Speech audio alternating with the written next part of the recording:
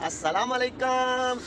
ਅੱਜ ਦੇ ਨਵੇਂ ਵੇਲੇ ਲੋਕ ਦੇ ਵਿੱਚ ਤੁਹਾਡਾ ਸਾਰਿਆਂ ਦਾ ਖੁਸ਼ਾਮਦੀਦ। ਤੇ ਵਿੰਟਰ ਦਾ ਸੀਜ਼ਨ ਔਰ ਉਸ ਦੇ ਨਾਲ ਖਿਜ਼ਾਂ ਦਾ ਸੀਜ਼ਨ ਜਿਹੜਾ ਹੁੰਦਾ ਹੈ ਬੜਾ ਹੀ ਖੂਬਸੂਰਤ ਹੁੰਦਾ ਔਰ ਬੜਾ ਜ਼ਬਰਦਸਤ ਮਾਹੌਲ ਹੈ। ਮੈਂ ਕਿਹਾ ਥੋੜਾ ਜਿਹਾ ਚਲੋ ਤੁਹਾਡੇ ਨਾਲ ਸ਼ੇਅਰ ਕਰ ਦਈਏ। ਬਹੁਤ ਜ਼ਬਰਦਸਤ ਔਰ ਖੂਬਸੂਰਤ ਨਜ਼ਾਰੇ ਨੇ ਤੇ ਚੈੱਕ ਕਰੋ ਫਿਰ।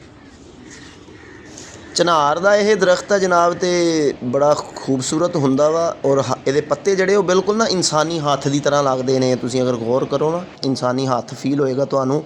ਔਰ ਬੜੇ ਲੰਬੇ ਚੌੜੇ ਦਰਖਤ ਹੁੰਦੇ ਨੇ ਇੱਥੇ।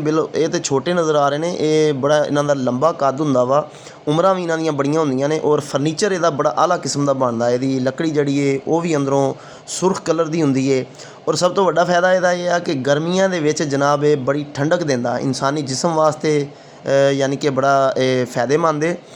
ਔਰ ਇਹ ਮੈਦਾਨੀ ਇਲਾਕਿਆਂ 'ਚ ਨਹੀਂ ਤੁਹਾਨੂੰ ਨਜ਼ਰ ਆਏਗਾ। ਮੈਦਾਨੀ ਇਲਾਕਿਆਂ 'ਚ ਬਹੁਤ ਕਮ ਸ਼ਾਦੋ ਨਜ਼ਰ ਕਿਤੇ ਨਜ਼ਰ ਆ ਜਾਏ ਤਾਂ ਆ ਜਾਏ, ਨਹੀਂ ਤਾਂ ਜ਼ਿਆਦਾਤਰ ਇਹ ਕਸ਼ਮੀਰ ਵਾਲੀ ਸਾਈਡ ਔਰ ਪਹਾੜੀ ਇਲਾਕਿਆਂ ਵਾਲੀ ਸਾਈਡ ਦਾ ਤੁਹਾਨੂੰ ਨਜ਼ਰ ਆਏਗਾ। ਤੇ ਸਾਨੂੰ ਇੰਜੋਏ ਕਰਨ ਵਾਸਤੇ ਇਹੋ ਜਿਹਾ ਮੌਸਮ ਵਿੱਚ ਇਕਬਾਲ ਦੇ ਵਿੱਚ ਮਿਲਿਆ ਹੋਇਆ ਵਾ। ਔਰ ਮੈਦਾਨੀ ਇਲਾਕਿਆਂ ਦੇ ਵਿੱਚ ਇਹੋ ਜਿਹੇ ਦਰਖਤ ਇਹੋ ਜਿਹੇ ਪੌਦੇ ਬਹੁਤ ਘੱਟ ਮਿਲਦੇ ਨੇ ਔਰ ਬਹੁਤ ਹੀ ਮੁਸ਼ਕਿਲ ਹੈ ਵੈਸੇ ਇਹੋ ਜਿਹੇ ਪੌਦੇ ਔਖੇ ਹੋਣ, ਲੇਕਿਨ ਸਾਨੂੰ ਇੱਥੇ ਵੇਖਣ ਨੂੰ ਮਿਲ ਜਾਂਦੇ ਨੇ। ਬੜੇ ਨਜ਼ਾਰੇ ਜਿਹੜੇ ਆ ਇੰਜੋਏ ਕਰੀਦੇ ਆ ਤੇ ਸੋਚਿਆ ਤੁਹਾਡੇ ਨਾਲ ਇਹ ਥੋੜ੍ਹਾ ਜਿਹਾ ਸ਼ੇਅਰ ਕਰ ਲਈਏ। ਤੇ ਲਾਜ਼ਮੀ ਕਮੈਂਟ ਦੇ ਵਿੱਚ ਦੱਸਿਆ ਜਾਏ ਕਿ ਕਿਹਦਾ ਲੱਗਿਆ।